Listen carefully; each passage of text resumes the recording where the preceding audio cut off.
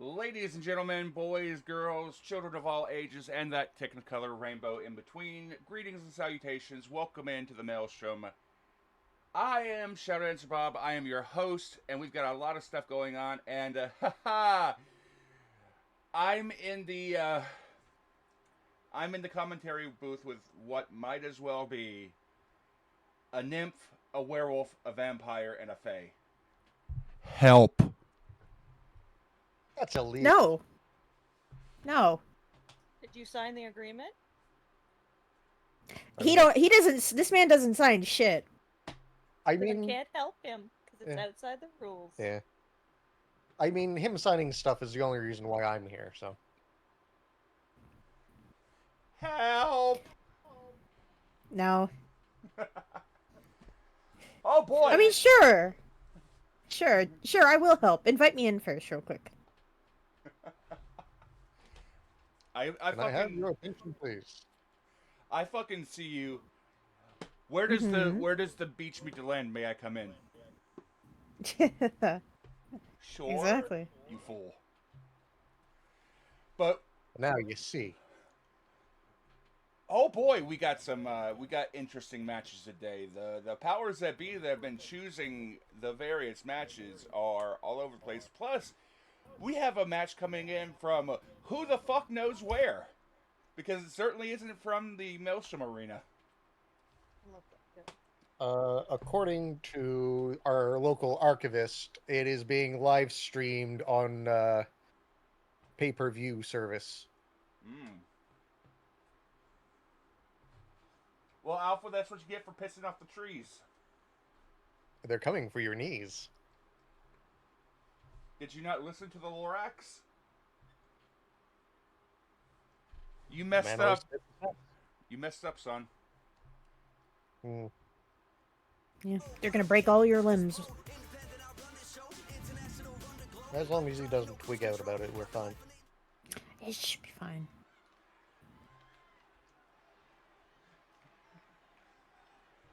I am the Lorax. I speak for the trees. The trees say, I'm going to break your knees. I am the Lorax. I speak with the trees, but for some fucking reason they speak Vietnamese.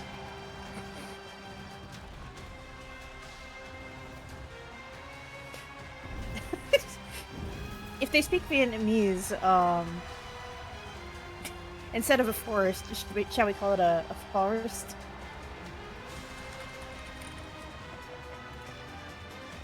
Beautiful.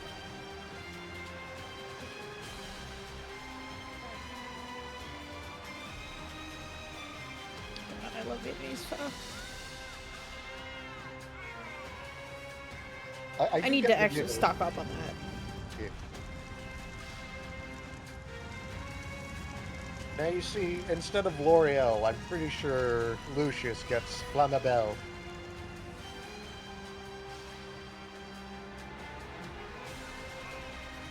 Say what he uses. But I JC. have a few trinkets to distribute. Kelly, you find the witch's mourning veil, a piece of sheared torn fabric that makes your reflection blink slightly out of sync. Nothing unusual for Misa and company. Alpha, you find the soul glass shard, a jagged piece of black glass that briefly fogs over when someone lies about death. I died, but I got better. The worst thing about that is that isn't even a fucking lie.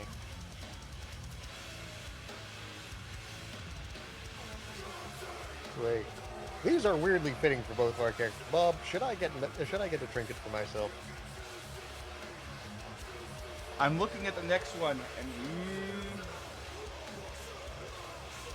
that's a few, my man. Do I break the trend? Survey says. Caius, you find the bone dice of regret, a six-sided die carved from finger bones. When rolled, faint whispers of past mistakes can be heard. Better for Yig than for Kotal. However, Kotal absolutely fucking hates them. Wand, you find the dead man's bell, a rusted bell with a frayed string that rings once at random when you're in danger, but never kills you from blood. Oh good, it's Spidey sense. Dead man's bill.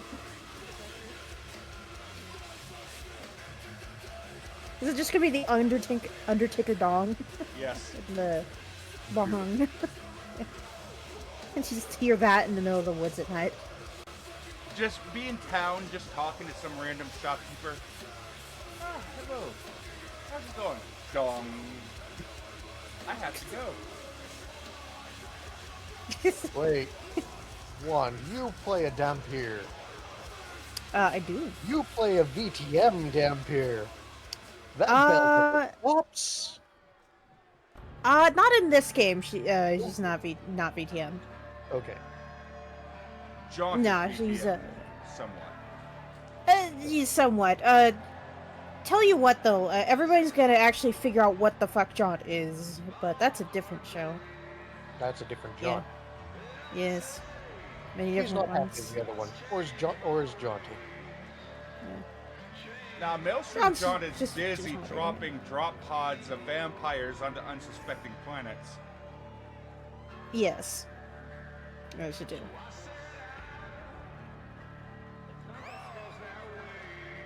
Exactly. And occasionally getting bugged by a pink-haired cat girl. Yeah. So, straight up, Juan's character Jaunt is never allowed to meet Kivash's character, Luther. They'd be fabulous together. They'd be amazing friends. They would commit new war crimes, just the two of them. I mean, that's how war crimes started. It's always just fucking around with your buddies at like 3 a.m. That's how Bob and I invented so many war crimes. Yeah. Also, the When- princesses need to go the fucking side and not sit out in the middle of the square. Damn. Mommy, I- what are war crimes made? Well, well, son, you see, when two people like each other very much, and they go out on adventures, They get along like a house fire. I still can't believe Sapphire managed to get away with that shit. Oh, Just- yeah. Ran off to a princess with her honor guard, casted a levitation spell, grabbed her by the ankle, and ran the fuck away, with her floating like a balloon behind her. Yep. that's amazing. I love that trick. When you get so goofy and so efficient, you need to people put you on cooldown because it's like, okay, I can only handle so much. Please. Barrett's Yeah, worst time's up. mistake was losing the Battle of Fortakir. Oh Lord.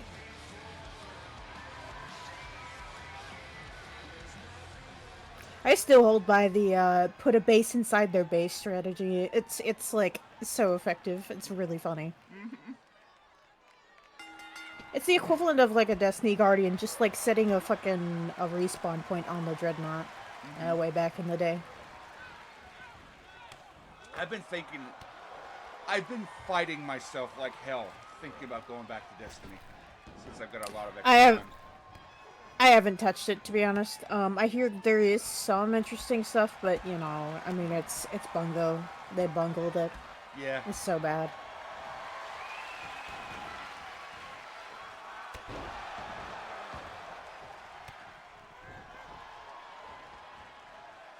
I gave up after Lightfall because Lightfall was so fucking bad. Don't believe. I was starting to get into Destiny, and then I immediately saw it starting to go, and I left immediately. I know better. I've seen this happen in like 6 other games. I feel bad because so many people up with Marathon. Oh yeah.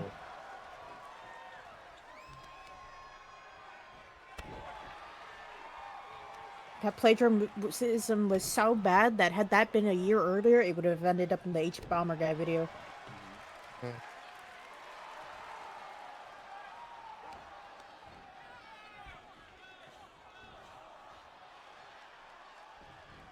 So what is this match? 3.5 men? Or 2.5 men. Yeah. Because don't forget, Kaz got no body to love. True.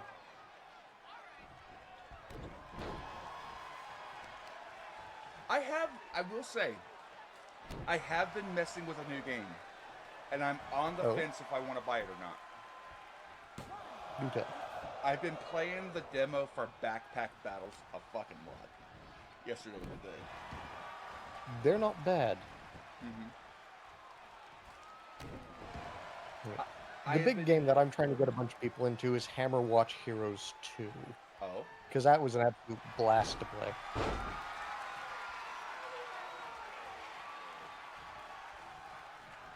Sorry, you were saying, Bob? For Backpack Battles, I've been using the Tried and True JC approach. Poison, and more poison. Yes, more poison.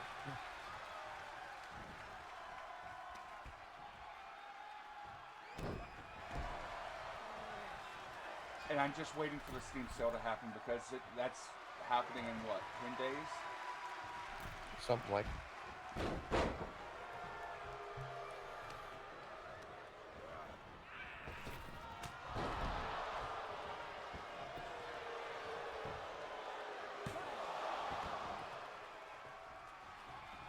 So you looking forward to tomorrow, Wand? Well, tomorrow should be fun, provided I'm well enough, but yes.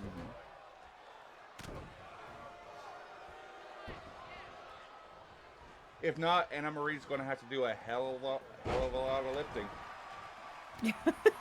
Poor Anna Marie. Oh no.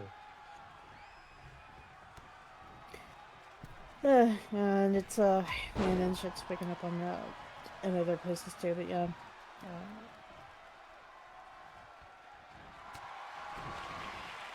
Ooh, what a kick.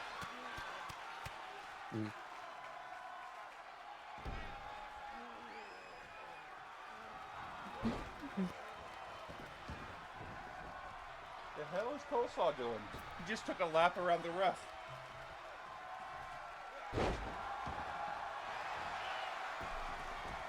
I mean, it's a wonderful question. The ref should make sure he still has his wallet.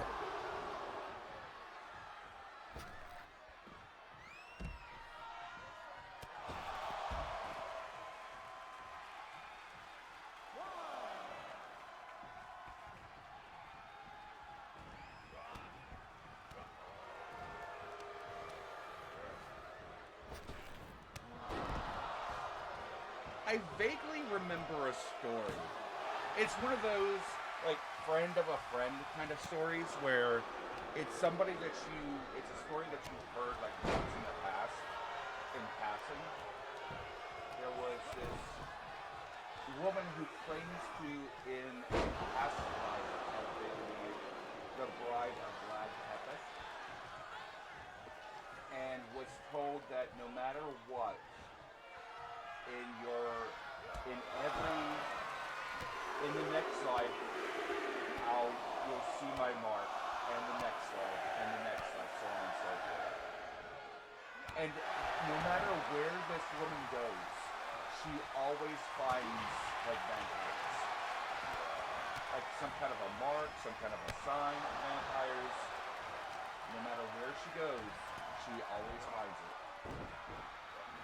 Sounds like it was kind of rolled into the Ravenloft series with Strahd and his pining for the lady who will never like or remember him.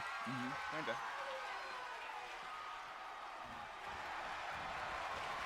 I don't know if it was just bullshit or what. This was you heard this from a friend of a friend of a friend type thing? Yeah, kinda. I heard this story once before. I can't remember where I heard it though. Yeah.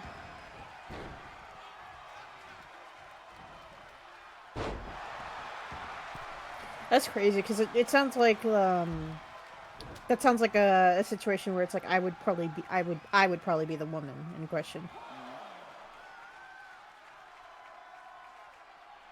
Lucia's getting some payback on Ka. Given how often vampires show up whenever it comes to you. Well, yeah. I mean, just look at that one Zacho card stream. I sniffed those little fuckers out from the card packs. That was funny as hell. Yeah.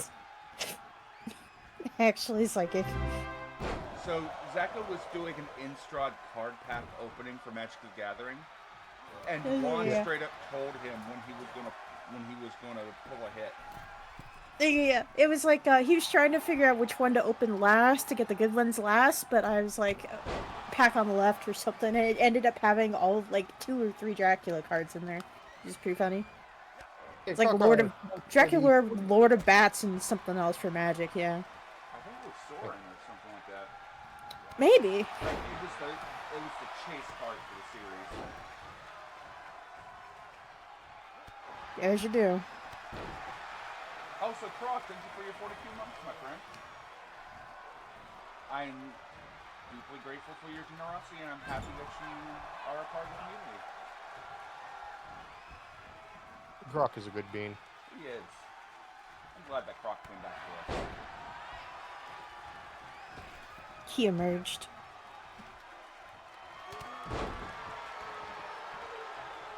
He was submerged for so long he was starting to get pruny.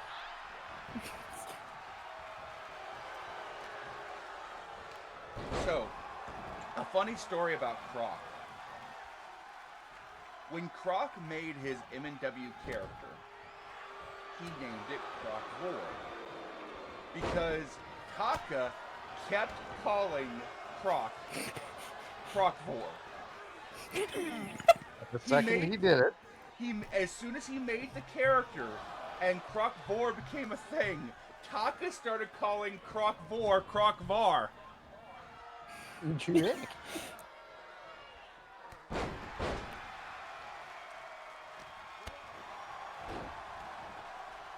Damn you, Wand. You know what? What? I have Phantom of the Opera stuck in my head now. Oh, what did I do? Well, that makes sense, Juan. Yeah. Well, technically it's Damn You Wand because of Willie. So it's Damn You Willie, but Damn You Wand as well. Where's that one fucking... Oh, hang on. Where's that soundboard? Where is it? The other question is it active on the server? No. Okay.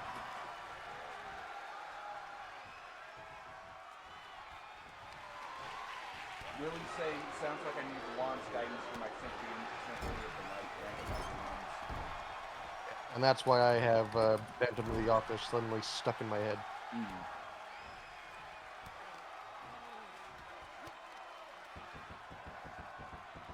I still haven't forgotten about the bullshit you did. Willie, I saw what you did, and I hate both you and Wand.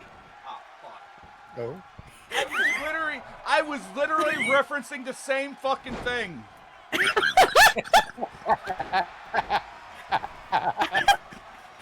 I just fucking reached in your head and stole your thought out of your skull, dude. You need to stop doing that. Well, You the do good that news too is damn you- much. Oh, I gotta feed off of something, dude. I was in the ER. I gotta heal.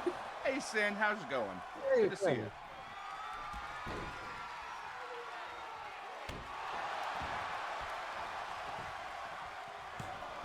you. To be fair to Wiley, I would probably just tell you how to optimize the best way to make his hair flowing and majestic, and probably nothing As you but.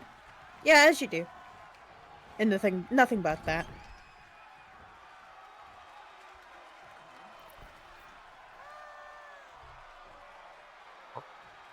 That or probably one would flood his castle with rams. That would do various things. Could you imagine Rams in Symphony of the Night? Oh my god, that reminds me. I need to play through more of Vampire Survivors though. Vampire Survivors is a freaking interesting game. It's so fucking fun, dude. It's so good. Like I can't. It's probably one of my favorite like smaller games. It looks like such a fun idle game, but it's structured in a way that I would never be able to get my head into it, unfortunately. It's definitely do not play it if it's like you might have either trouble with flashing lights, epilepsy, or just shit in general moving on the screen. I will say, if that's like the worst kind of game for you, what are those called? Like you know those games where it's like asteroid shooter types, where it's just like a shit ton of lasers. It's It's a basically bullet that. Yeah. Bullet hell, yeah. It's the bullet hell, but you're the one that's the bullets.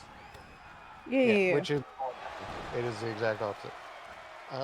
Outside of that, for some reason, weird little niche games like that, I have a hard time. I have a hell of a time with Balatro because I love the music of Balatro, but I can't get onto the game totally.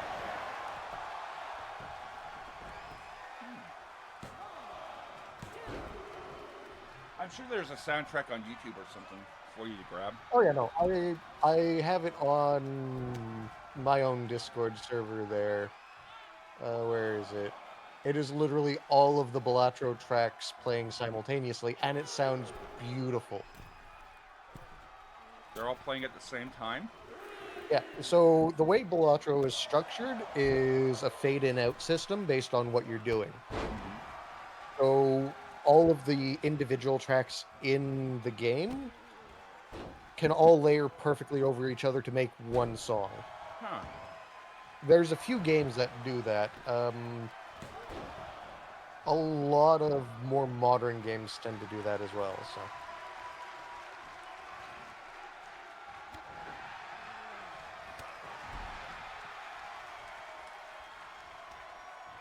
I went back to Stardew after not playing it for like 3 years to see all the stuff that they updated since. There's not a lot. Kavasha is asking, did you like your first green event? The green event was fascinating.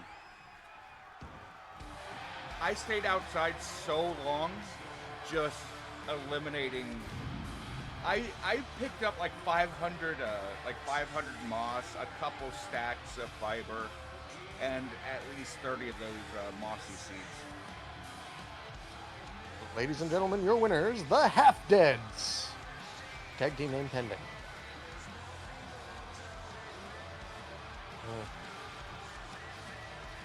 I'm sure either Travis or Vegeta will yell at me for that later. Probably. I mean, it's difficult, but it's possible to do it to get community center done within a year. Oh yeah, no. I think there's only one thing that you can't do by base if you're not going through Jojo Mart, because only pops up in the second year if I remember correctly. Please note, I've never played Stardew. That is Kavash's game. Just won. When you make the world, there's an option where you're able to get access to everything at least in 1 year. Yeah. Callie is saying red cabbage. I believe you can get that via the traveling merchant, though. Yeah. A traveling merchant or the when all the boats are in the pier. You can do the night market. There's sometimes enough red cabbage. Yeah. Very rarely though. Though, You know, good. you first, Bob. The biggest My pain brain in my just like- ass, not going Joja, has been finding the auto petters for all of my coops and pens. Yeah.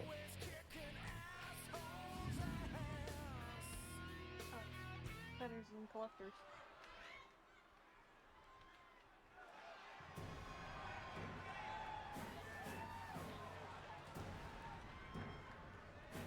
Oh, and Callie doesn't use animals.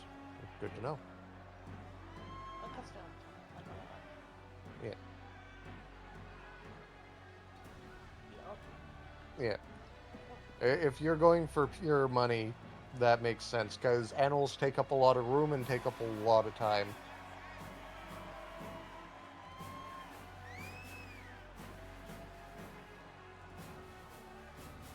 Let me put it to you like this. I showed Monty Glue my farm in Stardew, and she was like, what the fuck? Because my Yeah, that's entire all. farm is a crisscross grid of ancient plants and Junimo huts. Beautiful. I am an ancient fruit winery. Yup. Similar to play. Calm down. Well, Callie. I mean, when you hang out with a bunch of relics, Bob, you might as well just dabble in ancient vintage. Mm-hmm.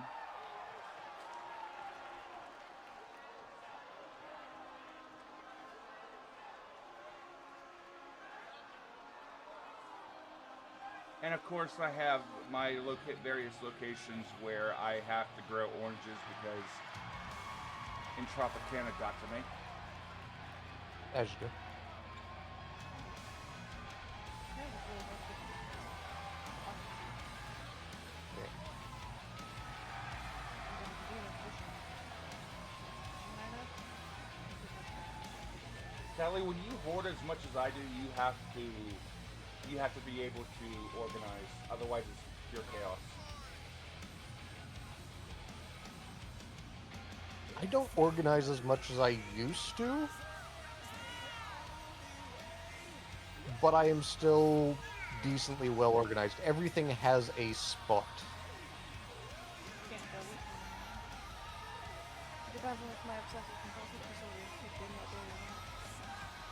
Because then I'll just spend all day organizing. So fuck getting anything else done.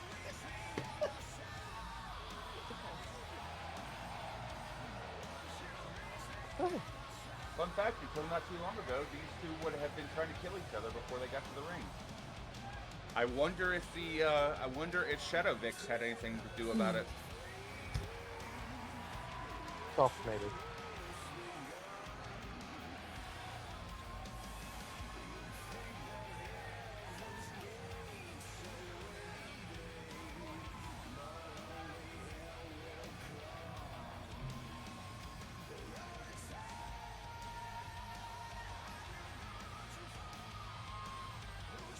I've been hopping in and out of games as of late for the past few weeks.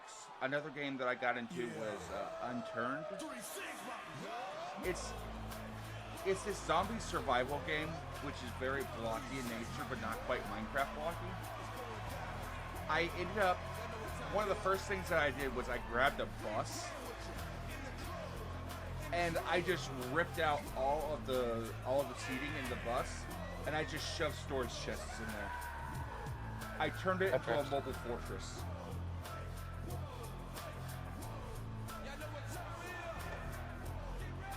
I think for games I've been bouncing between Thaumaturge, Abiotic Factor, and Minecraft recently.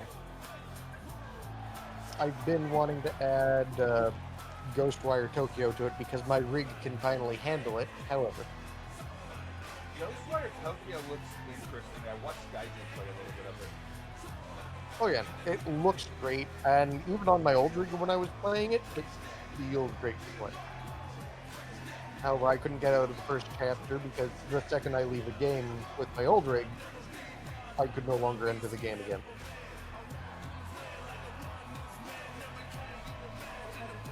Now we did play through all the Souls for nice. I believe Tally is currently on an arcane-only run, if I remember correctly. I tried to get back into Minecraft, like modded Minecraft, but I started, played for like an hour, and then put it back down. I've Right. actually been playing, yeah. I refuse to touch fishing. I can't imagine why. Valid. Valid. Now you see, Bob, I have a mod installed where I just drop a basically a lobster trap into the water, and it does all my fishing for me. I've got a cute little modded server that I'm doing with some folks. My whole thing is I'm compulsively building railroads across the entire map for them. Well, I'll tell you a quick story, and you'll tell me whether or not this sounds like something Monty will do or not, because I don't know him that well. So the mod pack, we call it Fun Time. We just put it together ourselves. One of the friend who assembled it, she put in the Cave Dweller mod, which is a horror mod with the fucking creature that spawns in caves. It makes a horrific noise and sound, and it screams at you and runs at you. It's just a jump scare, and it's annoying. So she put that in, and she didn't tell us. And then we figured out, oh, this bastard is spawning in the caves. So I decided, okay, well, since these caves are quite deep, and they're like right under what I can only describe as Cyrodiil, because my friend's basically building fucking Cyrodiil from Oblivion and the White Tower. There's a massive amount of like skulk and like with the like the warden and all that stuff that spawns down there. So it's creepy as hell, and the cave dweller spawns down there. I decided, you know what, I'm gonna build, in order to not interfere with the city that's like 200 blocks above, I'm gonna put my railroad through hell. We started calling that place Tartarus because the cave dweller spawns, warden spawns constantly, and it's a mess. So you just have a railroad that goes through a massive amount of caverns, with cave dwellers that spawn and like run up to you and scream in your face while you're trying to go down the mine cart rails, and the wardens that will spawn like 20 blocks below you and try to kill you. These are vanilla railroad, yeah? Yeah, just completely vanilla. No, Monty, It's just like Monty would I die. decided to be funny.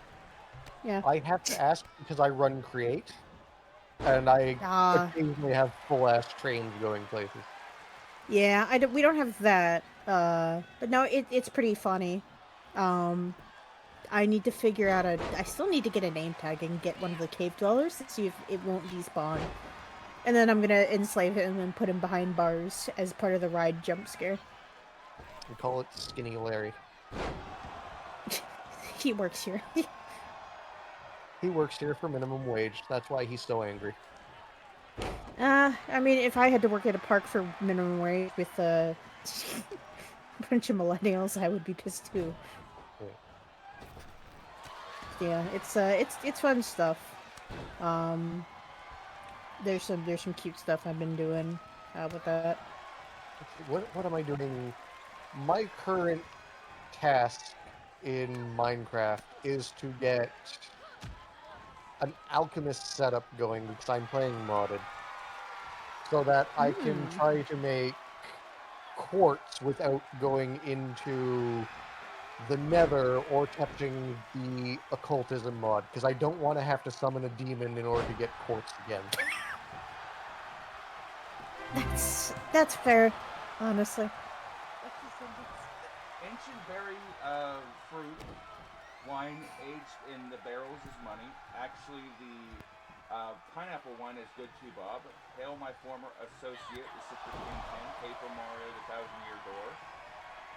Is the stuff I hope to get some visitors for tea. but also get some interesting things to pass on. The contractual obligations will meet and overcome. Thank you for the 47 months, Kath. Much appreciated. I love you. You're a wonderful person, but that reads like a ransom note.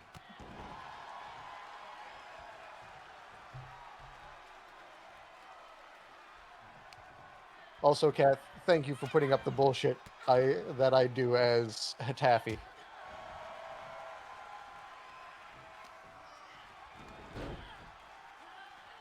Legit currently putting on the finishing touches on Blackstone Keep on J Frost server right now.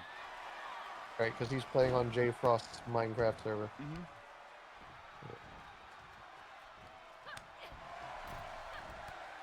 Of course, Vegeta would be like, ooh, a ransom. Ooh, piece of candy.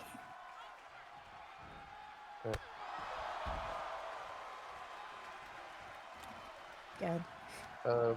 So last week there was an RP scene in another community between me and Kath. My character, Kalindar Hataffy, the fucker who seduced the castle, is acting as security for a group. My character has to leave the room to go do something, and immediately Kath comes in and tries to offer a contract to two of the people that Hataffy is supposed to be protecting. So, from the next room, all you hear is, "You frosty tart, I just left the room!" Oh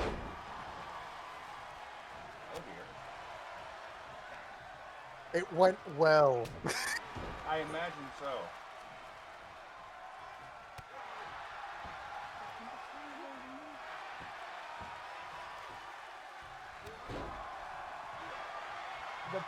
One of the reasons why I love RPing with people so much is that half of it, doing the actual RP is like only half the story. It's like D&D. The other half is telling stories about it years down the road. Mr. Bob said the English page is back. Wait, with the what now? The mini page is back. Ah, shit.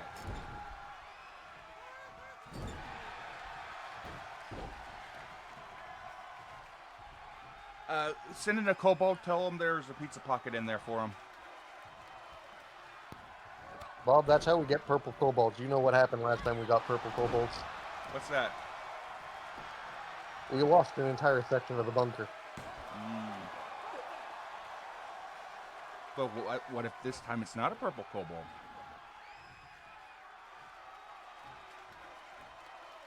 I don't want to know what'll happen if it's not a purple kobold.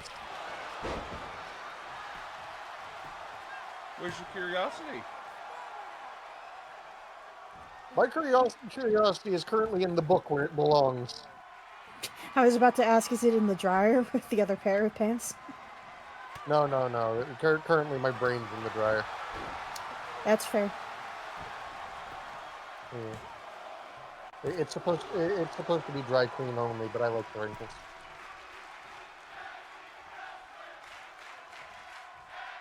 That's a good idea. Got a friend with a smooth brain, looking like a piece of chicken, chuck in the dryer real quick. Is it bad that I kind of want to do a bit like that with Grim? Just tossing somebody's brain in the dryer? Well, wasn't it? Was it Creation's brain, or was it his heart that you got a hold of? It was Harold's brain in Creation's body, I think it was.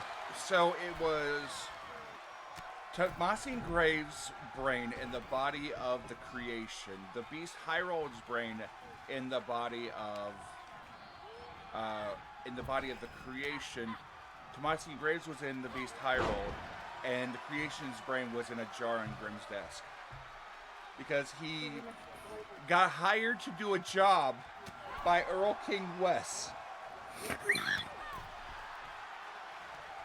for the Empire of Terror. Beautiful. Which is why Grimm gets along with 2 of the 3 Dark Lords. Yes. Because fuck Exarchum. We love Exar. I took the bitch's eye. I don't know how he got another one.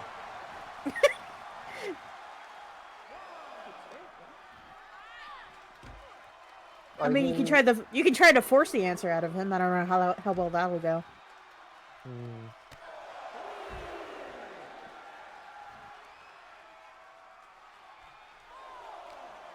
Oh, come on, Bob can smell that one from a mile away. Yeah. You know, I'm stuck trying to think now. Would Osmond Keelik and Jaunt get along? He can be civil. I mean, Osmond would probably just not like the fact that the man is evil. To be fair. Osmond doesn't give a fuck if you're evil. Osmond just cares if you have a strong desire behind you. Oh boy. There's a reason why Jaunt is ambition incarnate. Yeah. Yeah, no, there would be. I mean, hey, if we ever cross paths again, because I think we've only crossed paths like once in like the first year he was there. I'll probably toss you some notes because right now Mr. Jaunt over there has the only thing he really wants apparently is Jagger Blackthorn's blood, and that's not gonna end up well for anybody. Hello, Jake. I see Hello you. there, Jackals. Good to see Hello you there, there, Jake. buddy. I know. Because right now, oh, that's good. Osmond's stick is a hope, a wish, a dream, but in the background, the brass kettle which Osmond runs is open grounds for anyone because it is neutral ground, which is why Osmond let Grim host a celebration there. Also, hello, Manatee. That is a very pink worm with butterfly wings.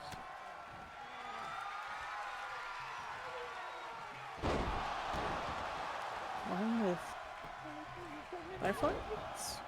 The interesting thing is that we had, what was it? The Omega Pub. Omega Pub was like the place for all the faces to go. There was the bar that we can't talk about anymore. The lounge. There was, then there is, what is it? The cafe. Really? Why? Because he had it. Does there need to be more question than that, Bob? I don't even want to know where that came from.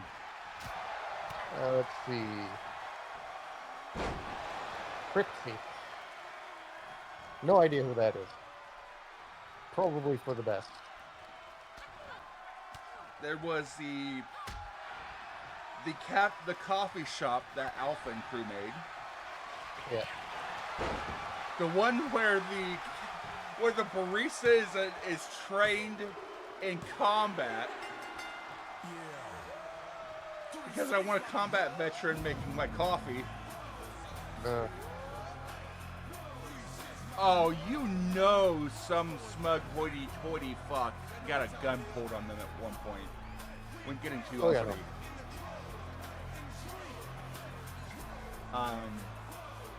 Then there is the Brass Kettle. And then there's the Crimson Cabaret. Like, the Crimson Cabaret is the definitive heel place. Yeah. I've used it, I think technically twice. One was when I was like, yeah, it was Jaunt and Theron having a good old talk, like, we're getting down to business. Actually, I think I'll be using it again maybe this week. Depends if somebody gets back to me. I don't know if you were back in MNW at the time there, Wand, but there was an incident with Grim and Osmond, which I love and Bob apparently enjoyed.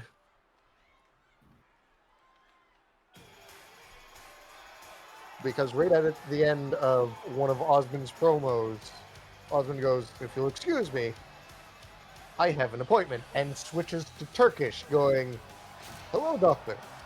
I feel we should talk about a tree." And Grim immediately replies, "You know, I would have brought a lamp, but I kind of get the feeling you've already got one." Yeah. Because Osmond is a Jin. Yes.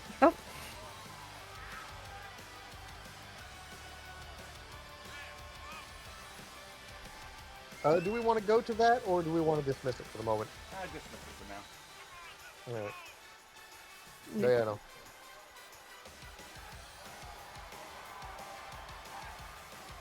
My favorite intro I wrote. So I had Osmond on a couple of shows for a little bit as a placeholder until I could get an actual character on a couple of shows. And my favorite intro I've heard for someone introducing Osmond was, "Ladies and gentlemen, Osmond Killick, the Djinn of Istanbul!" Like the old boxer announcement. It was great. that is perfect for Osmond. Yeah.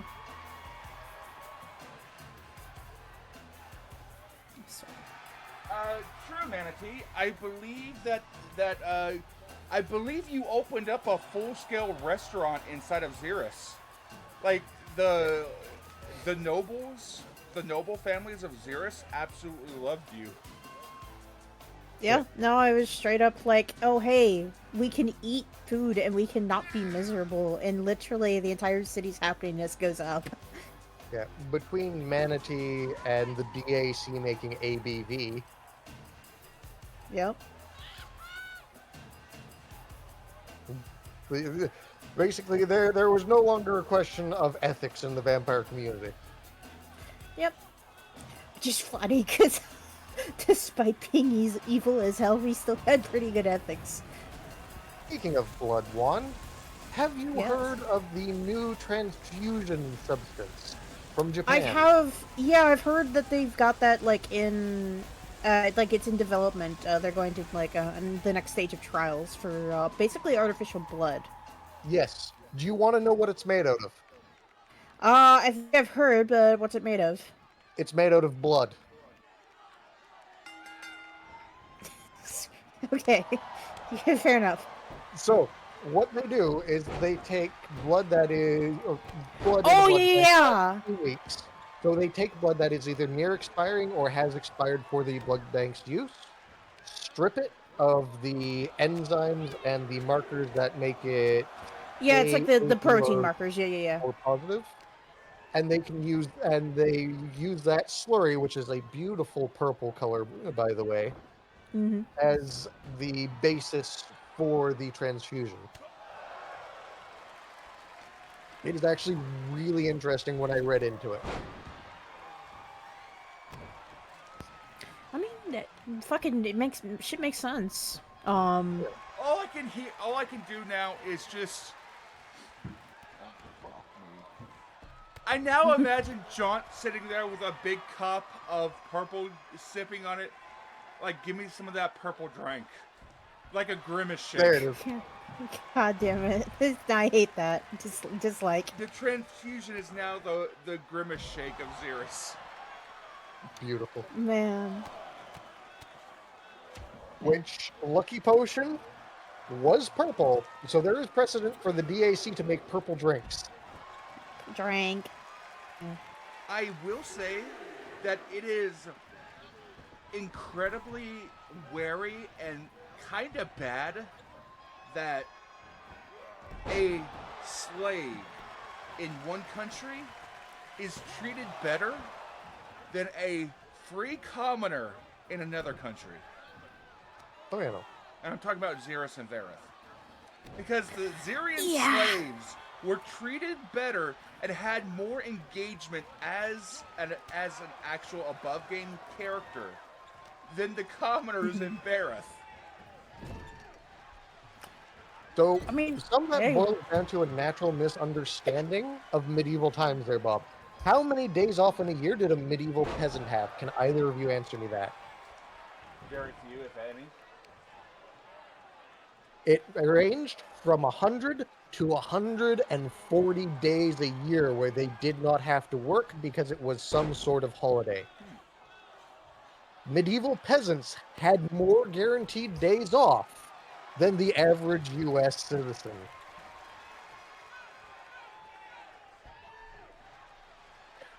And about the same level of health coverage, let's be fair.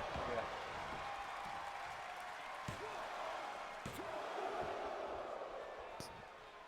I'm sorry, Wand. It's alright. No, it's definitely interesting looking back, because because not right lately I have to take the perspective of Mr. Modern Arab, but who is also like 1,000 years old, Oh yeah. or so the story goes, and it's like, things aren't doing so well. But you know what? I can take advantage of this. I very much enjoy playing characters that are removed from modern society somehow. Like Kotal Doman, who I'm playing right now in Maelstrom, is, I think, 1,700 years old. Hmm. And that is just because I have two rules that I run by for all my campaigns. The law of legends: if you are well known enough, what people remember you by can extend your lifespan. And two, if you don't get murdered, you don't die. Yeah, fair enough. One thing that I kind of want to see whenever it comes to like a long-lived character, I want to see them just get pissed off and pull out slang and lingo from like 100 years ago. Bob, I've done that twice so far. That's evil. Just Like, can you imagine some vampire that's like 500 years old just get pissed off and just start going off on you in Shakespearean? You slackjaw, yellow belly, thumb sucking son of a donkey! I bite my thumb at you, you goose nipple! You saw that post too, didn't you? No. What post is this, Bob? So you know those D&D memes, Yes. where it's just a guy narrating like Tumblr posts. Yes, I've seen a couple of them. There's this conversation about a 1,000-year-old vampire that uses all the lingo, and for the most part, it went like exactly how you were saying it. Beautiful. I just went, okay, what are the most popular slang curses that I know? Well, for whatever reason, almost every culture uses donkey in some form or goose as a swear. I mean, fair enough.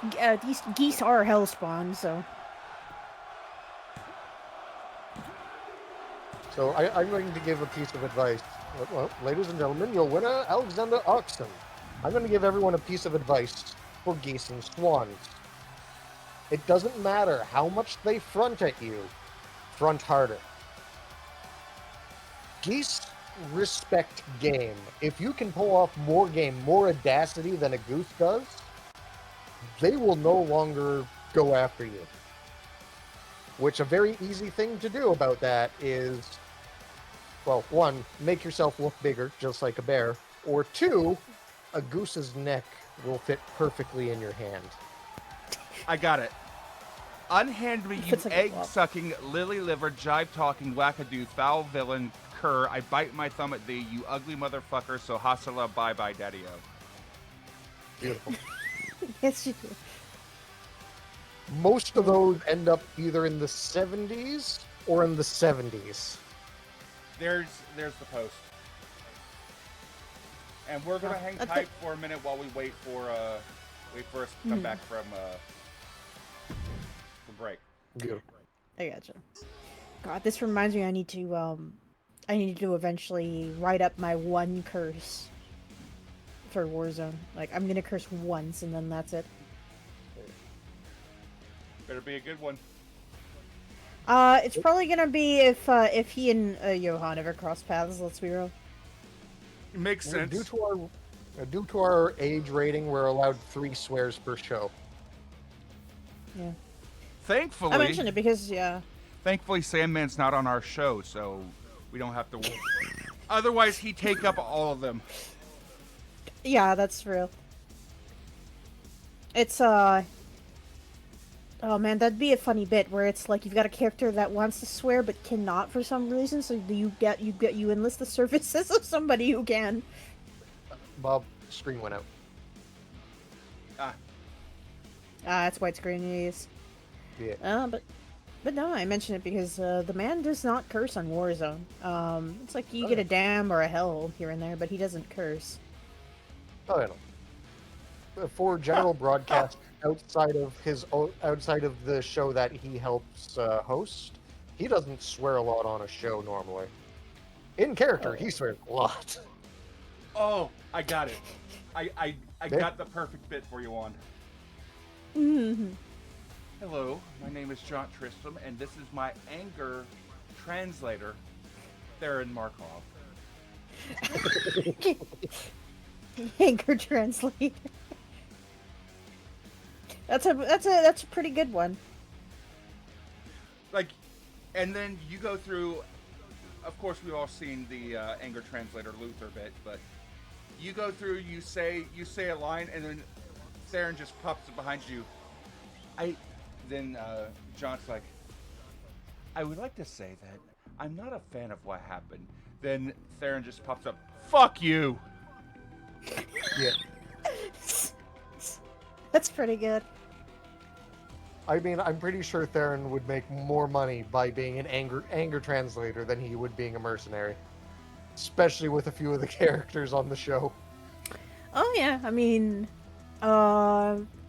it's definitely a case of like Theron is he's in a good spot though to just get hired out for anything.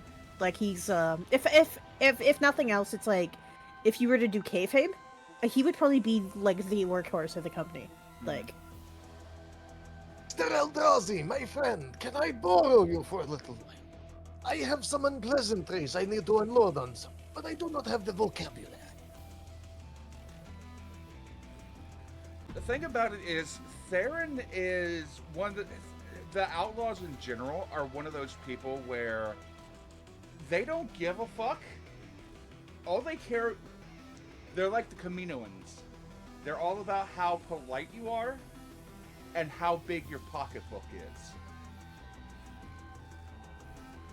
yeah, fair enough. And they say that Jaunt and Theron had a fallout when they fought each other. I don't think that's true. Because I know Jaunt enough to know that that's a fucking manipulation. The outlaws are still in the pocket of Jaunt, but he's making it seem like they've fallen out. So they can do more work under the fucking table for Jaunt. Oh, yeah. I mean, I'll get into it in eventual future promos without going into it. But Yeah. you got a vampire who's literally older than wrestling itself, like on your planet, and he's been there for 1,000 years. So who fucking knows what he's been up to? Mm-hmm. The only people that would know would probably be the people that are inside of his court or inside of his cartel. Yeah. I mean, it's like the last character who was like this serious about him was before John even his first year was even up in M&W, and Semjax was like, this man is trouble. I need to fucking kill him because this will be a problem later on. We cannot afford. Like he straight up used it was so bad because that Semjax basically took a heroic angle, which I don't think people call out enough, because it's like the dude was like, I need to fucking kill you before you hurt my friends. Like he described the rest of his stable as friends, and he's like this. Yeah, no, he does not. They don't like each other because Semjax knows that he's like gonna cause so many fucking problems if he ever gets his grubby little claws on that belt. I would not be surprised if the Dark Lords have the highest collective age of any team in M&W. Probably, because Exar is also like, what, few thousand? And then you've got Wes over there who's, Fae, so that throws everything out the window. And, well, actually, I don't know. Because Wes uses Dresden files. lore for West, apparently. Which I'm not too familiar with, other than like they're like they are just kind of crazy old. I just don't know to the extent. The only person that I think could even rival their age would be the Allfather. Mm. Yeah. Oh, Well, he's not gonna do shit about them. So yeah. He ripped them in the door. Yeah. yeah. I do like the music that I ended up going with for Total Doman. Yeah. It was a bit to get it though.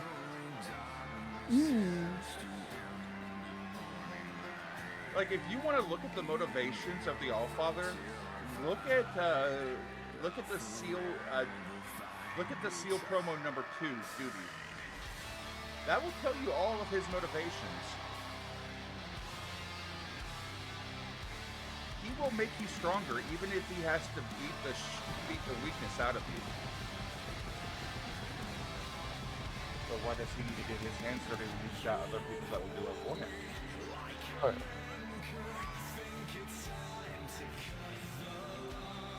Which is the funniest part. Because Solomon went to RIW to try to break open a portal to get Jaunt into RIW. Got his ass yeeted out in an Oathbreaker match. And Jaunt just walked up to the gates of the Nexus. Arkov just opened the door and let his ass in. Good. I mean, it goes back to character motivations in the end. I think it's like, there's a really great way I could describe it, but I need to save it for a promo. For Allfather though, it's like you can objectively make the conjecture that he does want what's best for the Nexus, solely from the fact, like, if he did not want to be here, he would not be here. It's like, why are you in this company? Why are you here? It's like, the only logical explanation is that you have to love what you're doing. And I do think that is probably a major motivation. It's like, he probably wouldn't use the word love, but I do think, like, in character there is, like, a kind of a love, where it's like, you want to see something well-fed, you want to see it grow strong, you don't want to see it, suffer and be pitiful. You want to see it become as great as it can be because you know it can be that. So it's, it's fucked up, but it's like, why do you do fucked up things for love? That pretty much is his motivations. His entire thing is he wants the Nexus to grow stronger by any means necessary. And so if he has to be that antagonizing force that forces a hero to grow strong, he's going to be that antagonizing force. And he's got a couple allies that are somewhat similar in their own ways. Like, Grizzly just wants combat for combat's sake, because he's the aspect of war. Chaz, he wants the Nexus to go back to the way it was because he feels that the entire thing is like corrupted and tainted by the backwards deals of the locker room. Grizzly feels the same. Nobody knows what Grim wants. He wants the heart, but nobody knows what he wants the heart for. Unless you pay attention to certain promos that have been said in the past, and you have an idea. Yeah.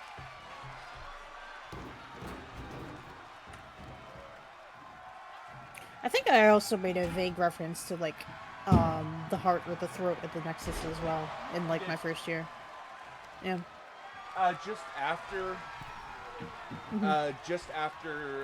Grim revealed that he was going after the heart, Jaunt was like, the heart of the Nexus, hello? Well, the only clue we got is that he was invited here. As in, like, he's been here and he was invited here by something. Who knows what? But I'll get into it eventually. Like, in the next 2 years.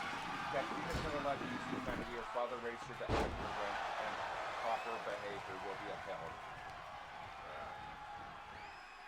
the thing about that is when somebody holds themselves to a certain class and a certain rank and a certain way, it gives it so much more power when they break it. Yeah. Oh yeah. That's exactly why I'm not cursing on John. It's like you need to be oversimplified or overly sarcastic productions had a great fucking video. I forget what they called it. It was either like egomaniacs or something, Yeah. or charismaniacs. But God, it was such a great video because it's like, uh, with characters like Xanathos and like villains, it's like you need to have them for like the entirety of like most of their character arcs. Like, if it's a 3-act, you need to have basically first 2 acts completely composed and like not even like a crack. And it's only when you get into the 3rd act you finally start seeing the crack, and then they just fucking lose their shit. Yeah. Because your charisma does not have power when it is not composed and controlled and very well aimed. Yeah. Which, something you can do with that is you don't need a character to swear, but they need to have a level of not necessarily indignation, but there's a word for it. Where you apply so much venom, so much hatred to a single word, it may not be a curse or a swear. Enough derogatory. You apply enough derogatory to a certain word that word is their swear. It's part of Yep, the reason it's why like, most yeah, Disney villains use fool. Because fool is a very easy word to apply derogatory to. And Fool is basically a Disney curse. Yeah.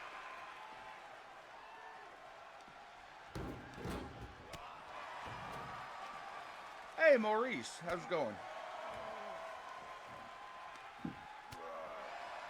and there's the what's the other one? I think you insolent whelp, and then stuff like that.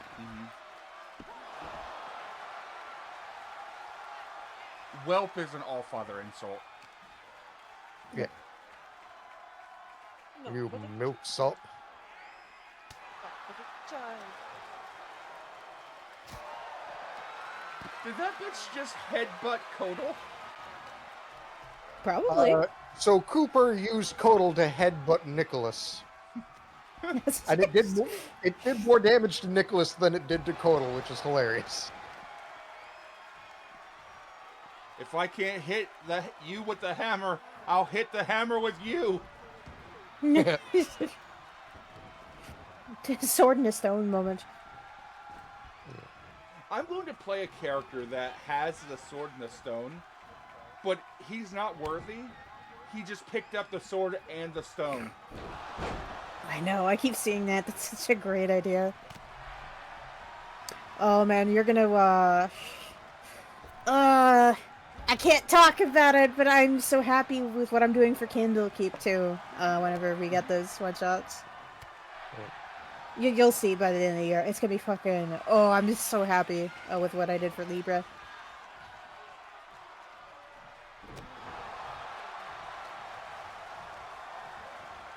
I like the intrigue and the hints that I'm throwing with Thalros.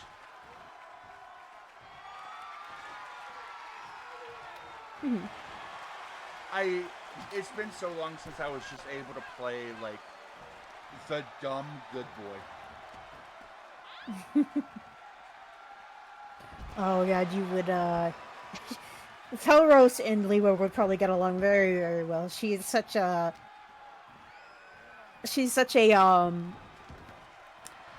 like a cartoonish, like just like a so optimistic, loves her books like crazy. She is a familiar owl that she calls Professor Bookmark. Hey, I got the owl too. His name is Valoon, the Luminous Watcher. You gotta say it all in one word, otherwise he gets mad. Oh, you sound so precious. That's a really big word. Now books are full of big words. Here.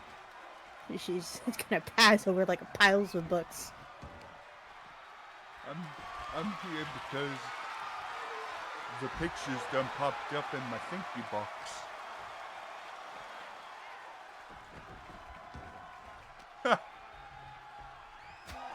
He's a prophet, but he doesn't realize that he's a prophet. Beautiful. He just showed up because he got visions. As you do. But, real talk, there's so many good characters in there. Like, Krista's character's good. Willie's character's good. Zai, Joe, River. Mm-hmm. I love Satara so much.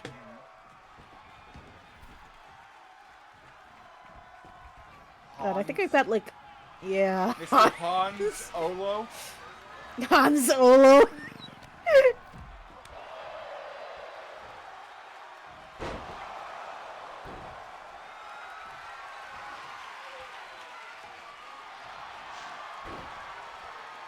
We're what, a little bit over halfway through Candlekeep? Yeah, basically. We're just like on a slight break, and then we resume, I think, in a week or this week, actually. It's Candlekeep Reconstruction this week. Mm-hmm. Which is basically the midpoint. Mm-hmm. Yeah. We're up to level 9. Beautiful. Oh, shit, that reminds me I need to redo all my spells. Because Libra got a hold of a very good spell book very recently.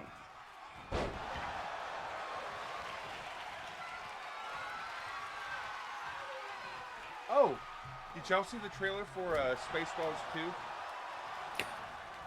2? People have been posting that. I haven't actually watched it. I honestly am sad that it is not actually subtitled The Search for More Money. It's not? Oh, fuck. When I saw it, it wasn't. It might change to that, but at this time,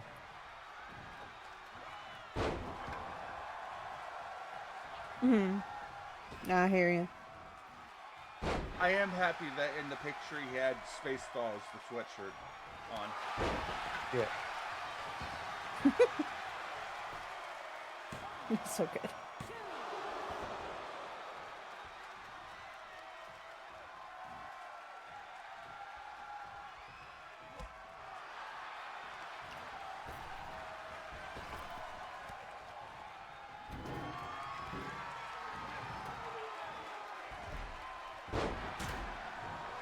Yeah, that's the first time I've seen the chokeslam reversed.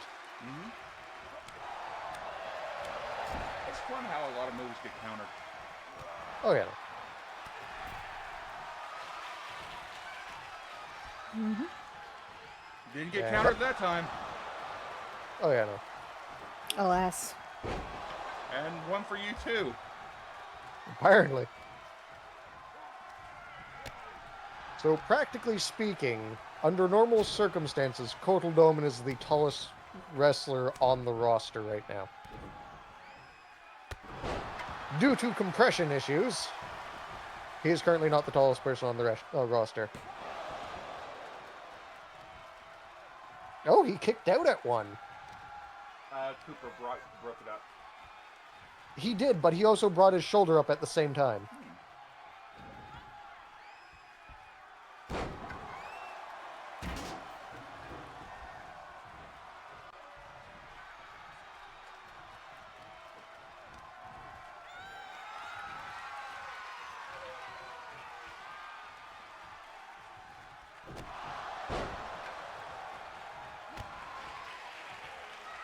You know what I'm wondering? Like, Okay. JMP has been a little bit of a ghost as of late. I've seen him here and there. I wonder when Simjax is coming back.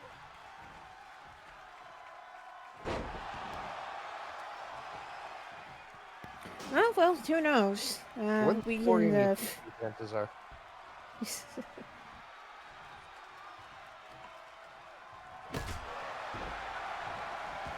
Because, like, We'll see it Volvania or after, to be honest, I bet.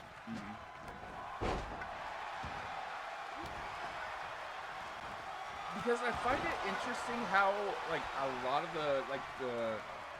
the stable, notarized, like, the through and through heels are currently gone. So we're getting a lot of heel turns right now to make up for it. Yeah. I don't know about that. I'm just being as much of a smug bastard as I can be. Like, Ashir's gone. VIP's gone. Sinjax is gone. The Bloodline is gone. The Cave is gone. The only, like, notable heels that are left is the Dark Lords. Mm-hmm. And your winner, Nicholas Claudio.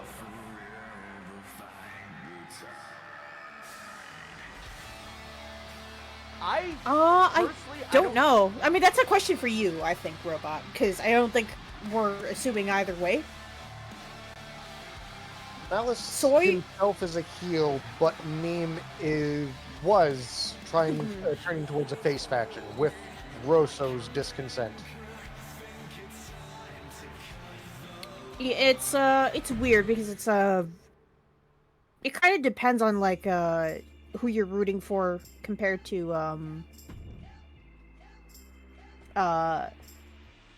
like who it depends on who they're up against most of the time, I think. Yeah.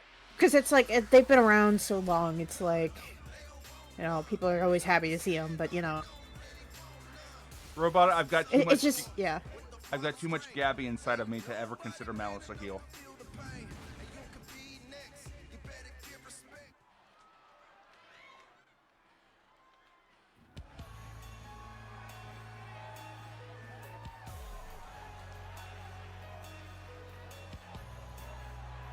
That's true though, Bob. Because I remember because I think Alpha actually wanted to go with Night's Watch to make them heels originally, but they reneged on those plans. And then that's which is why Jaunt is like because he was the only one in that 2020. Oh fuck! What year was it? Bad Batch. 20. No, it was because he was after Bad Batch. Because after it was like the year after them, I believe he showed up. 2022, 2021. Am I saying 2022? I think. Yeah. Because Westwind, Todd, and then Alistair are all on faces with the Night's Watch. A lot of people on Warzone require a deal or insurance. Maybe they should watch back. He's been very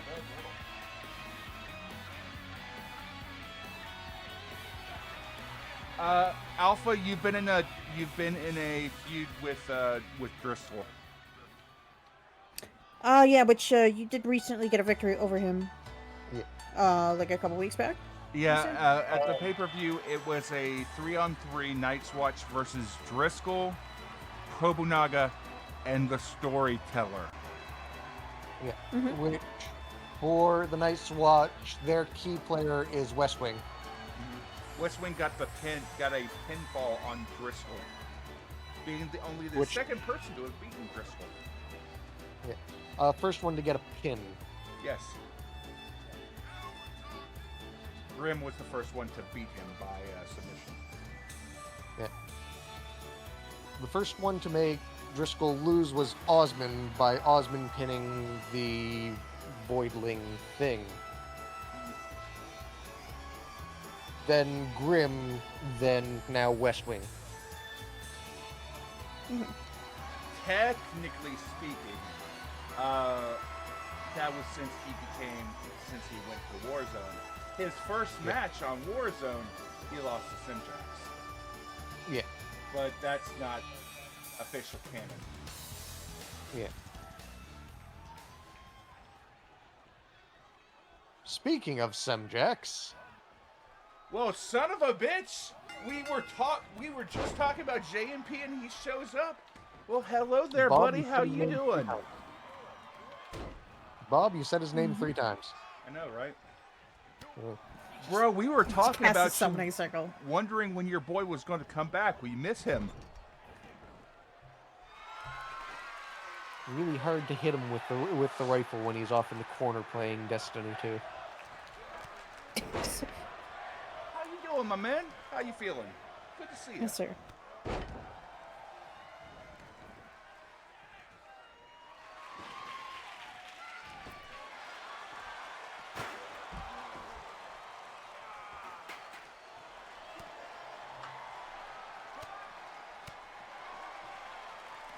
Somebody about to get got. Oh, man, Oh, who we breaking get out the got? ellipses. Ooh.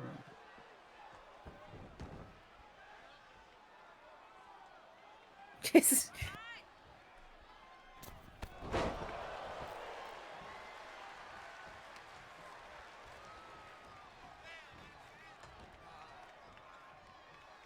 JMP, what words did that replace?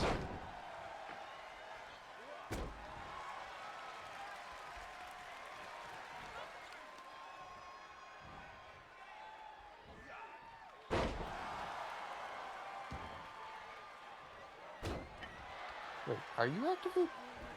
You are actively playing Destiny 2 right now.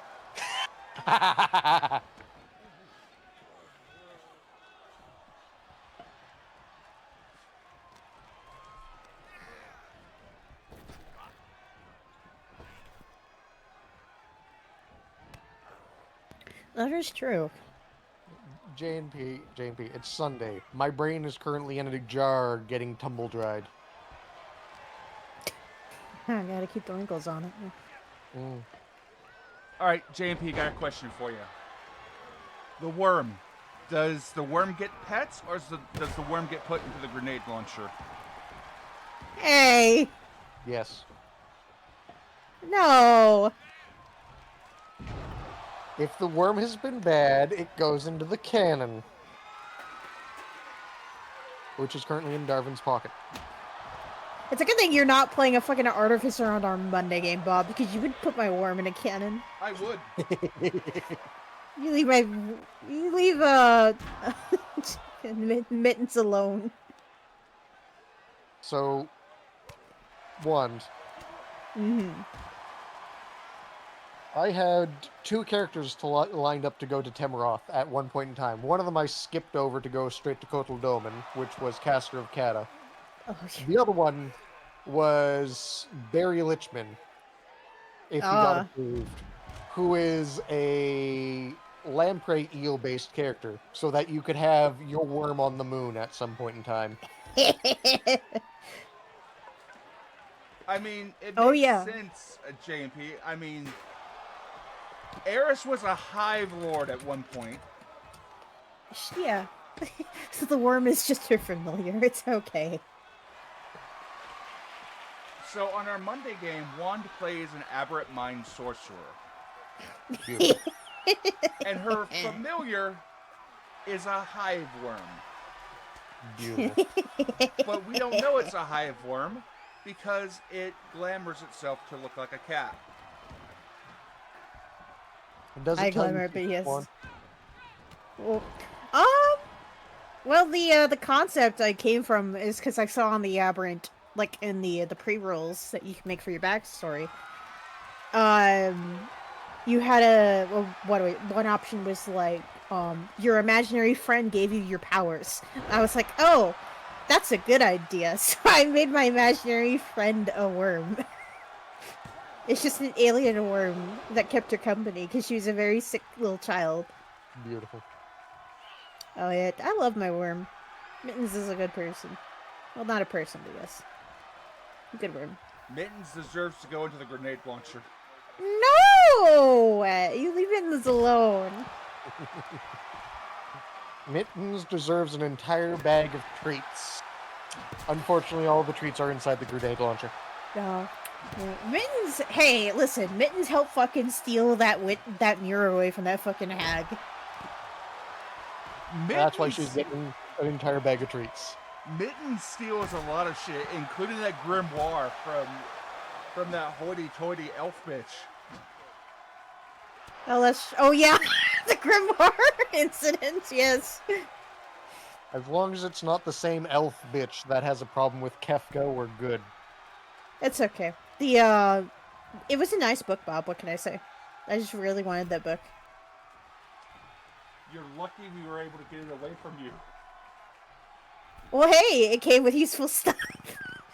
Now I can throw fireballs indiscriminately. Beautiful.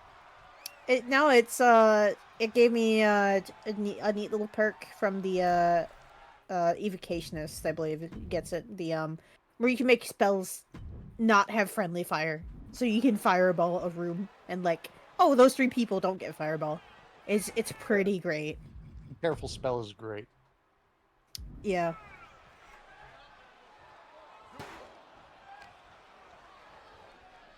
It's a shame I don't use it more. When was the last time I used a fireball or equivalent on something? I remember what it was. So, I had a DM bring me through a dungeon into a very dusty room that had a wind elemental sweep all the dust into it. And I looked at the DM and I went, can I cast Firebolt at it? Do you know what happens when you light a tiny bit of dust that's airborne on fire? Yes. Oh, I man. cast Firebolt on a wind elemental when I was far too low a level to kill it. Yeah. That would do it. Thing that happens when you kick up a lot of grain. Grain is extremely flammable. Oh, yes. Well, yeah, Those saddle coffee fires beans. and shit like that are so Anything- real. Yeah, anything in a fine enough powder is flammable to a terrifying level. That's why one of my favorite ways to kill a water elemental is to throw flour into it and then fireball it. Robot want to? No. Will he be forced to at some point in time? Probably.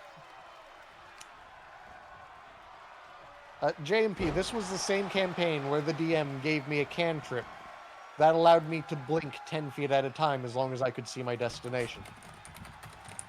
I was not able to be caught because one of my racial abilities was a plus 30 to jump.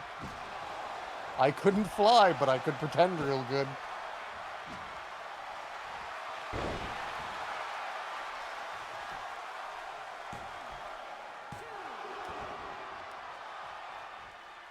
Damn, that came out of nowhere. Lingshi just beating the hell out of Leono, and Leono just hits him out of nowhere. With a baseball bat. There's nothing in this game that works harder than a divination wizard. I swear to God. Robot, had I any room for the pie cantrip, I would have taken it. Plus, we have other casters. Ladies and gentlemen, your winner, Little Matrix. I would have taken the pike cantrip. I would have loved to, but I am playing a Fusana, and the Fusana have a very niche shtick for me, and that is I can take no spells that are not primarily a verbal component. I do agree, Kath. Prismatic Spray is a very good spell. It's great. I am the bard, yes. Believe it or not, Fireball isn't as big of a spell for me. Like, anybody that's watched Roll With Me knows, the only time I use Fireball is in large groups. Yeah. I have better spells and spells that I'm more known for. Like, I have legit made a number of people rethink certain spells. Like, I have made people take a second look at Enlarge, Reduce, or Dream. Oh, those are great. My favorite one to toy with is Command. Mm-hmm. Because depending on your DM and depending on your knowledge of the language you are playing in depends on how many silly things you can do it. Defenestrate. It is an action that does not immediately cause harm to somebody in a traditional medieval setting. It would work. The other one being command treachery. Specifically in a group. It is only one action for the turn, and it is up to the DM for them to decide what treachery means to that character. But it can cause so much chaos. Yes, Croc, my condolences for that. Like, I am at my most dangerous when you give me somebody that specializes in enchantment magic. Yeah. Like, I have set traps on entire parties with enchantment magic. Like, I have Oh, yeah, no. disabled entire parties with a charm person spell. Yeah. Command treachery and charm spells are fucking terrifying. No, really. Willie, I miss the fact that nobody has made the blue book yet for 5th edition. I'm sure it exists. But the spell Speedy Undress is the most hilarious thing you can use in any situation. It probably exists, but it's called something else. Oh, straight up. Most likely, because the spell Speedy Undress just immediately removes all your clothing to the floor. Doesn't matter what's going on, you're suddenly naked. Oh, well, that changes literally everything you can think of. For those that don't know, quote-unquote blue magic in D&D is sex magic. Yes.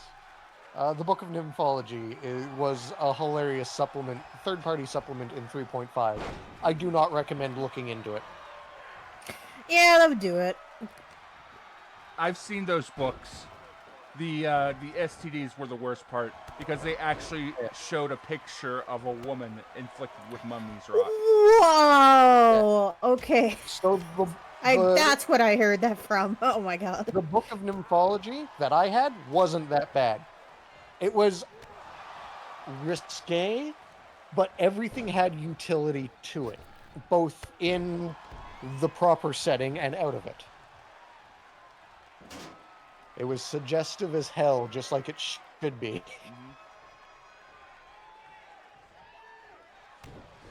My favorite thing from one of those books. There is a monster in those books. The monster is just called Big Gay Al. Yep, Big Gay Al is great. It was an Big Gay Al is Allosaurus. a large-sized Allosaurus that every once in a while takes an entire turn just to be sassy and prance.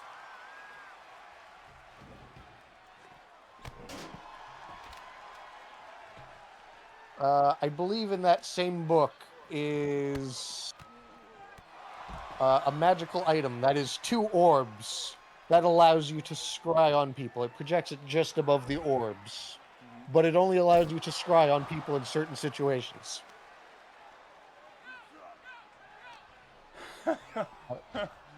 The internet, Kath. Mm. It's there are a number of D&D books that were made for not exactly general company. Yes, no. Yeah.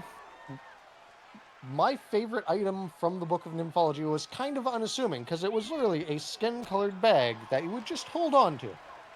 And all it would do, as long as you have it in your hand, is remove fear from you. That's pretty subtle, but that's funny. Oh, it's great. Like, stuff like that I do not mind. Like, that's fine. Yeah.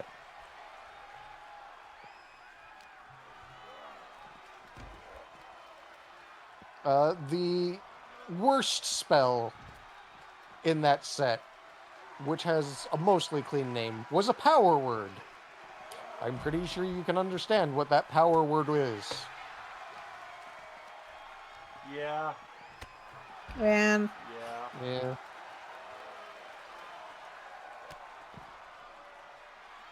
Like, the utility of the book is hilarious. I won't get into it for obvious reasons. Yes, power word bazinga. Beautiful. Power word boom goes dynamite. Mm. Ladies and gentlemen, your winner, Iki So Fun! And Icky I takes believe- green belt Yeah, with a curb stomp. beautiful. guys, you do. Speaking of, I should be updating this while we do this. Copy text, weekly matches.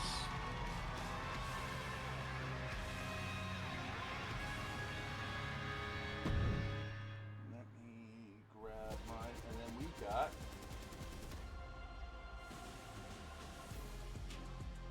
Yeah. so Icky beat Ash. Well, beat Linksy. Nicholas won. Alexander won.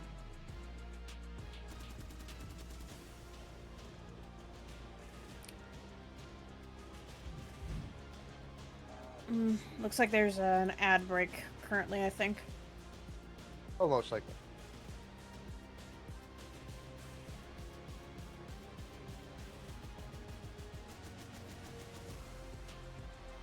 I'm not seeing that there's one going on. It's going to be starting soon, though. Oh, yeah, no. Yeah. Yeah, one more delay, so I think we have enough time. Mm-hmm. Yeah. So let's go ahead and get this going. Final match, Yep. y'all.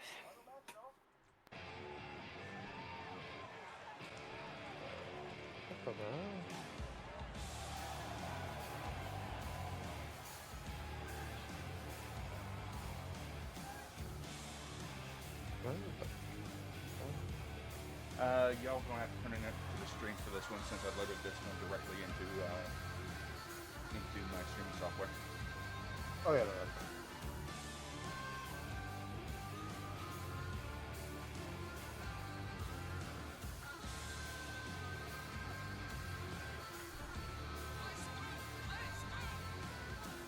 So, Juan, do you want to give us any additional information about this one? Apparently, this particular hunter challenged the Ravenkind not too long ago on Maelstrom. No, that's true. A couple weeks back, he called out the Ravenkind, who was the former champion of balance. Basically accused him of being derelict in duties, and basically causing a lot of the chaos that unfolded in Temroth. Things aren't really good over there right now, and they've basically run out of options. So you've got Commander Ives LaCour here. He's a veteran hunter from Uradal, and basically it's a city of hunters. And his opponent is going to be, well, this man.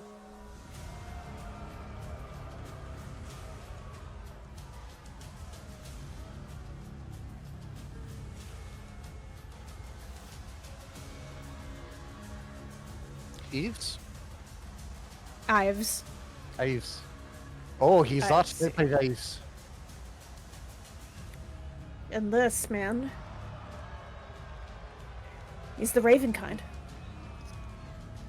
A lot of people from Sanctuary remember the Ravenkind due to the fact that he was a quest giver early on when everybody was in Sanctuary. No, that's true. He had a couple quests. It seemed like a very simple quest. One of them, he was asking for the wood parts from a bunch of tree blights. The large ones, the small ones, the medium ones, and from it he managed to grow a tree, which was in the likeness of his god. That god being the former god of balance, the tree of knowledge. Which kind of explains the symbol on his mask. But no one's ever seen his full face. Interesting fun fact whenever the Ravenkind was not able to be in the balanced locker room, he created another that would stand guard over the balanced locker room. This being the entity known as Corvix.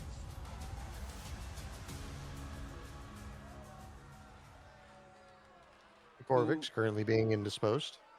Yeah, Corvix is currently the familiar of Zator. Which, knowing what I know, is exceedingly fucking funny.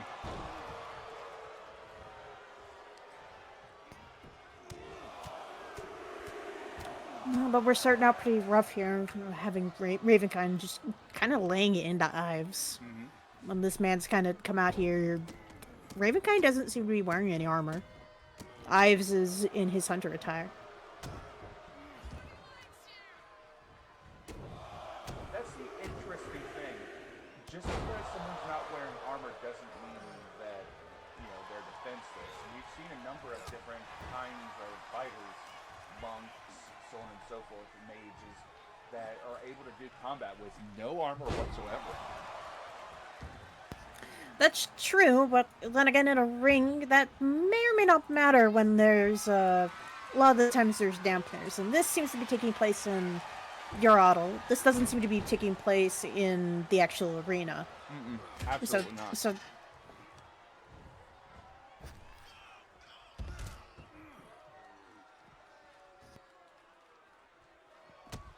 Because the ring looks an absolute mess, like they've seen quite a lot of combat in this particular ring. What's up, Matrix? You missed your match, my guy. You fool.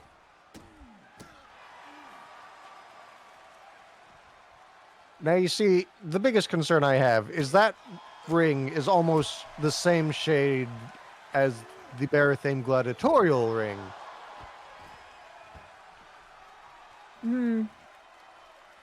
looking around, it does seem like the crowds, well, these do seem to be common folk, but I am noticing a couple hunters, a couple people kind of, it looks like might be up in the skyboxes. So this place is definitely at least guarded and protected. Occasionally I'm seeing it looks like Ives might be looking out into the crowd for something, but I'm not sure. Apparently there's a lot of yelling going on between the two, so they are quite pissed at each other.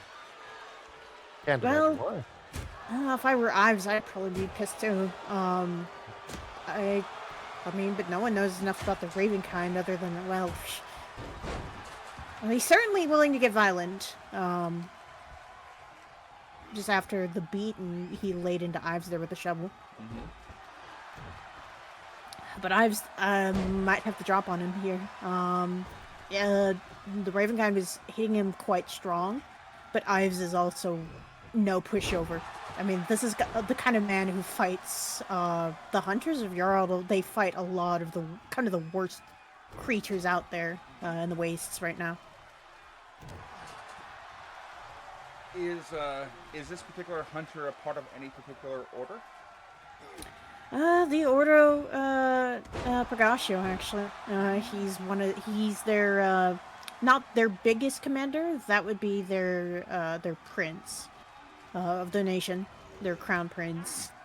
But he's effectively a commander. From what I'm understanding, it's like a united front between all the nations in Temroth after things went to hell when the Ravenkind disappeared about a year and a half ago for us, but it seems like it's been about 10 years for them.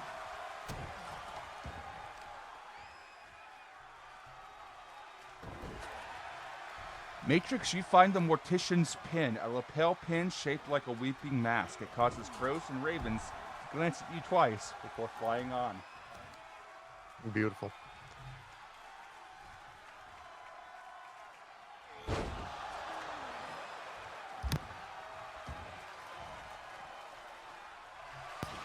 I know. That's rude.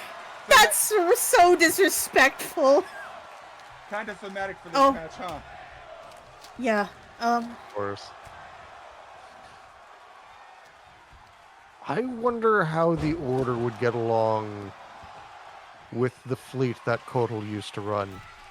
Because the flagship of the fleet was called the Unholy Flame. Oh, I think Ives is setting up for Uh-oh. something here.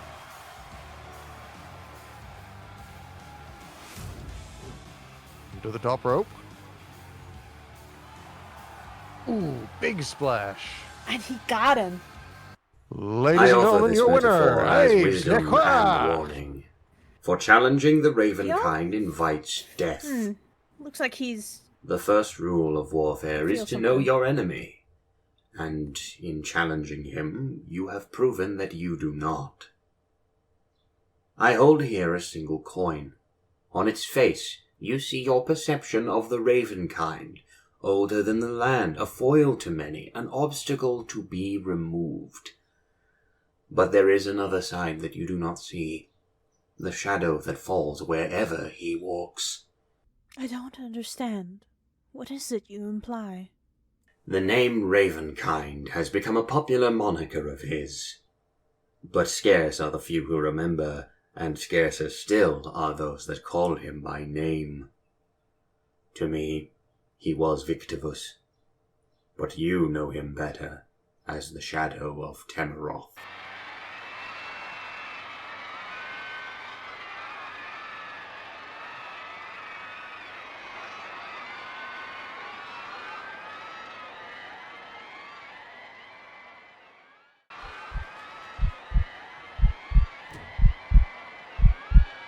Is that a dark elf?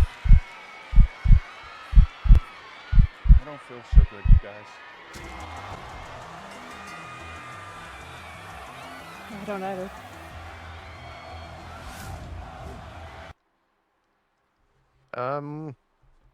We currently have a breach somewhere. I mean, it's not here. I'm going to get a hold of Ink and see if we can't get that fixed, because that seems like a reality warp. As Ives' core lays stunned, reeling from the psychic damage of an 8th level reality break spell, the Ravenkind, who is, in fact, the Shadow of Temeroth, who has always been the Shadow of Temeroth, draws forth his blade, which is known as Malediction. A blade that is designed for the killing of gods, for the ending of souls, for the claiming of them. And he stalks forward to Ives. And he perches above him. But as the sword strikes down, there is the sound of steel meeting steel. As another divine intervention that had been in progress finally reveals itself. And there, across from the ring, blades locked with the Shadow of Temeroth, is none other than the Flameborn, the lost Elven King, who had been asleep for the past 100 and several years. And as their blades clash, identical to each other, one is bright as a star, and the other one blacker than even the deepest shadows in this realm, we have to pan away as reality itself begins to unravel in that arena. And there's screaming in the crowd. There is chaos that has been unleashed. And whatever has happened in Temeroth in this arena, well, you'll just have to find out. As backstage, in the arena, a very manic-looking Rachel, who is 7 months pregnant with Ives' child, is rushing around looking for him. And that is where we cut away. And that is a story for another time. And that brings us to the end of Maelstrom for this week. So congratulations, folks. You all have been doing, everybody that's done a quest for the Ravenkind has really, in fact, been doing jobs for the Shadow of Tamaroth. Which is hilarious, because I think the only person who met Ravenkind who didn't like him on a practical level, basically instinctually, was Yig.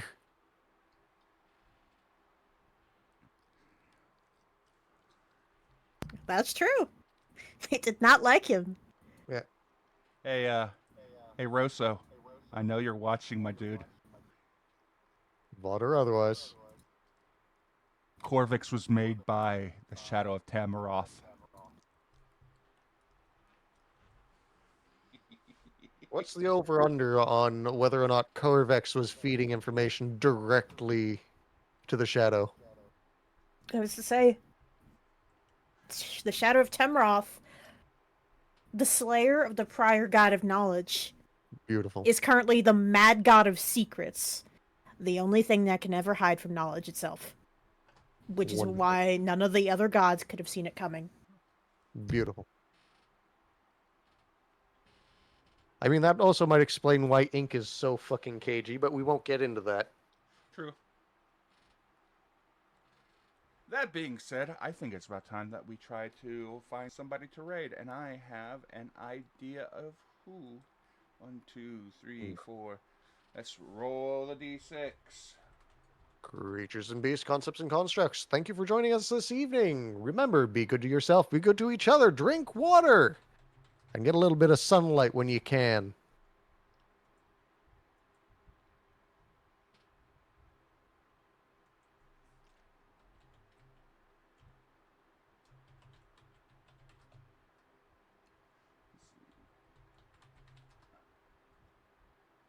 There we go. But for now, I'm Keith, with this is Juan, and your host, Shadowdancerbob.